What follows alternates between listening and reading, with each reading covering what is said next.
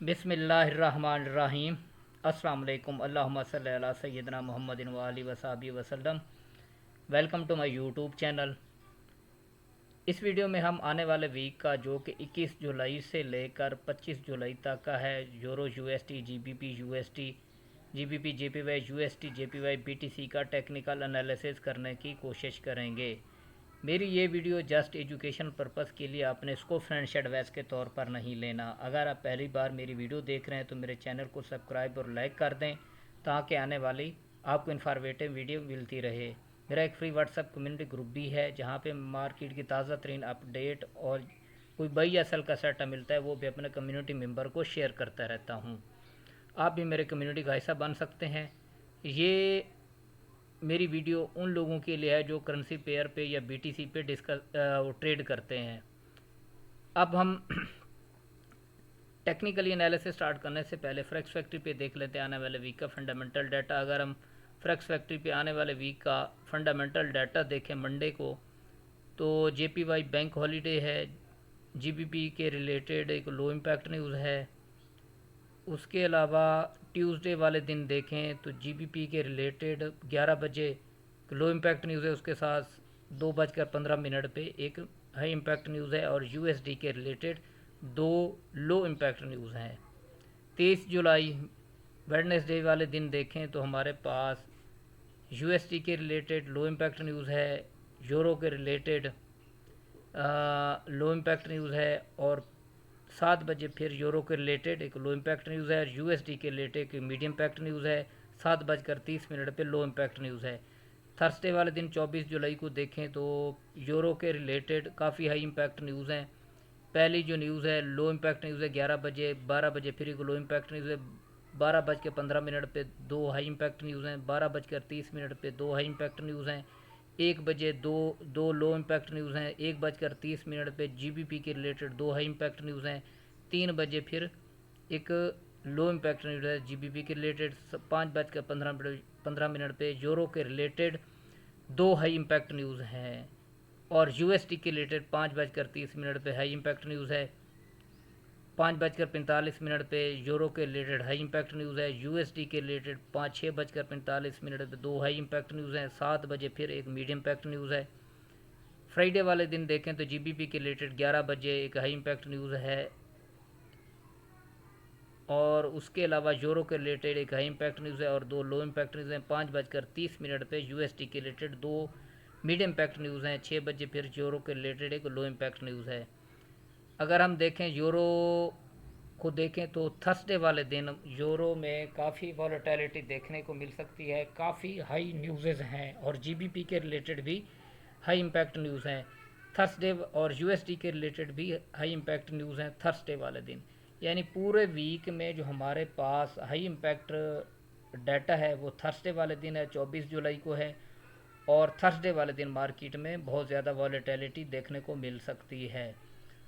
अब हम सबसे पहले डी एक्स वाई का टेक्निकली जायज़ा लेने की कोशिश करते हैं। अगर हम डी एक्स वाई को वीकली टाइम फ्रेम में देखें तो मुसलसल 2 वीक से मार्केट अप जा रही है और मार्केट का ये एक रेजिस्टेंस एरिया है और मार्केट यहाँ से रिजेक्ट हो सकती है 99.136। अगर मार्केट इसको ब्रेक कर जाती है, सस्टेन कर जाती है, तो फिर मार्केट फर्दर अप जा सकती है। अगर हम डेली टाइम फ्रेम में देखें तो डेली टाइम फ्रेम में अगर मार्केट को देखें तो मार्केट यहाँ पे जो है नीचे आई, फिर यहाँ से अप जा रही है। अब मार्केट नीचे रिट्रेस करती है। अगर इस एरिया पे जो कि है 97.815 का एरिया मार्केट यहाँ पे सस्टेन कर जाती है तो मार्केट फर्दर अप जा सकती है और मार्केट का ये एक रेजिस्टेंस एरिया है। मार्केट यहाँ से रिजेक्ट हो सकती है जो कि है 991133 का एरिया है।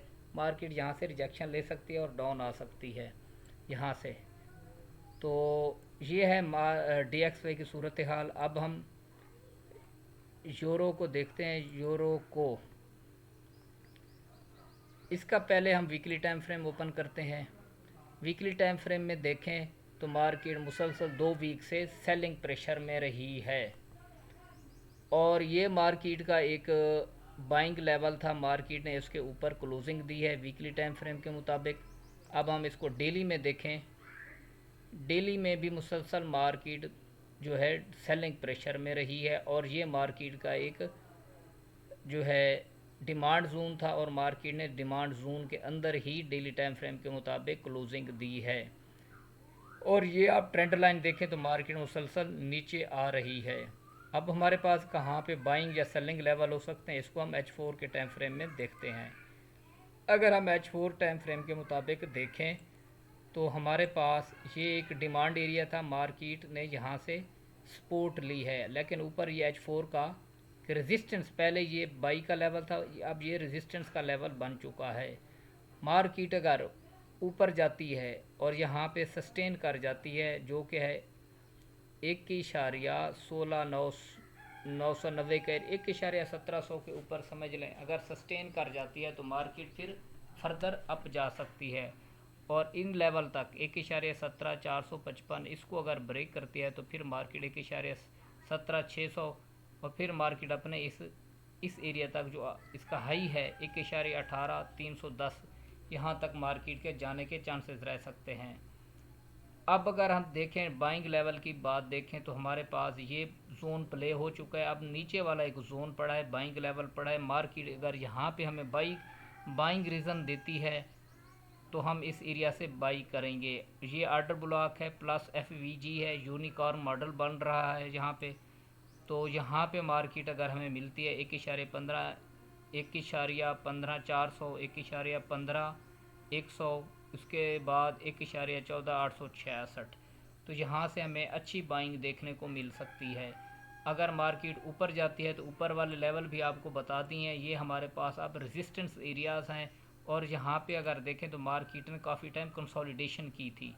अगर मार्केट यहाँ पे हमें दोबारा इस एरिया में मिलती है तो हम इस एरिया से इसको सेल करने की कोशिश करेंगे।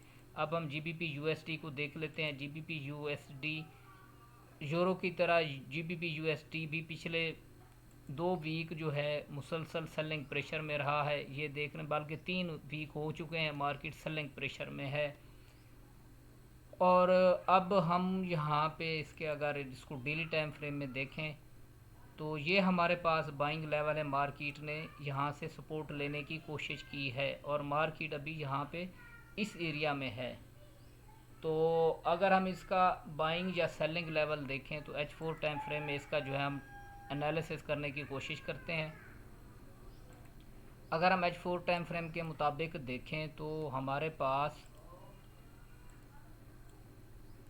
ये एक बाइंग लेवल है मार्केट का। अगर मार्केट हमें दोबारा यहाँ पे 1.33 750 का एरिया 47, दूसरा 1.33 500, फिर है ये 1.33 324 20 का एरिया, अगर यहाँ पे मार्केट हमें बाइंग रीज़न देती है तो इन लेवल से हम बाई करने की कोशिश करेंगे। अगर सेलिंग की बात की जाए तो हमारे पास सेलिंग जो सिक्योर और अच्छी सेलिंग है वो है हमारे पास ये लेवल हो सकता है 1.36 160 65 का एरिया है।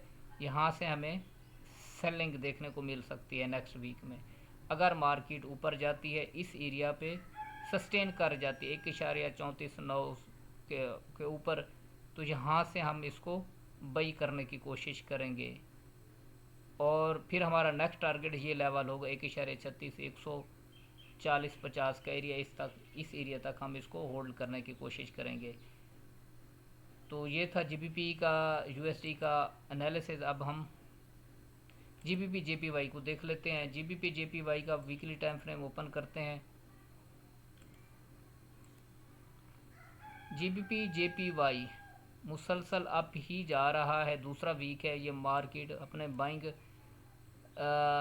प्रेशर में है। अगर हम इसको डेली टाइम फ्रेम में देखें तो डेली में भी मार्केट इस एरिया में काफ़ी टाइम से कंसोलिडेशन कर रही है, जो कि एरिया है स्टार्ट हो रहा है 197.980 से लेकर 199.790 के एरिया में कंसोलिडेशन कर रही है, और ये ऊपर साइड पे कंसोलिडेशन कर रही है। अगर मार्केट इसको ब्रेक करती है तो फिर ये मार्केट अच्छा खासा अप जा सकती है। और कहाँ तक जा सकती है, इसके अगर अपर लेवल देखें है ये अपने बाइंग प्रेशर में है, और ये मार्केट मुसलसल अप जा रही है। अगर हम इसके अपर लेवल देखने की बात करें तो हमारे पास नेक्स्ट टारगेट मार्केट का ये लेवल है। अगर इसको 199, 700, 800 के एरिया को ब्रेक करती है तो मार्केट का नेक्स्ट लेवल 200.810 का लेवल है, और इस एरिया से हमें सेलिंग देखने को मिल सकती है, अच्छी सेलिंग देखने को मिल सकती है।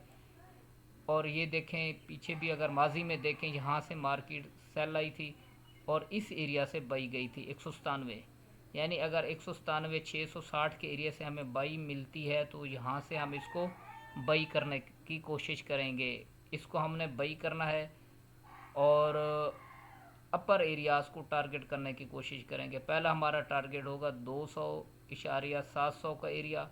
अगर मार्केट नीचे इस एरिया को ब्रेक करती है, जहाँ पे सपोर्ट बना ली हुई है, तो अगर इसको ब्रेक करती है तो मार्केट फिर अपने निचले लेवल की जानिब आ सकती है।